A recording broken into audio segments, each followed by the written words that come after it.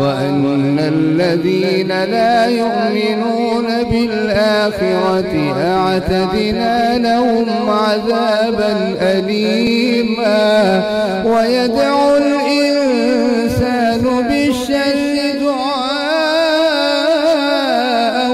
بالخير وكان الإنسان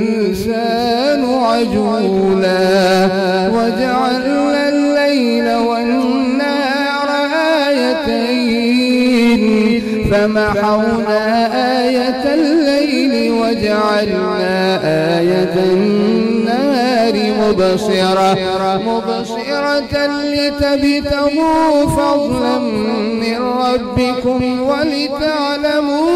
عدد السنين والحساب وكل شيء فصلناه تفصيلا.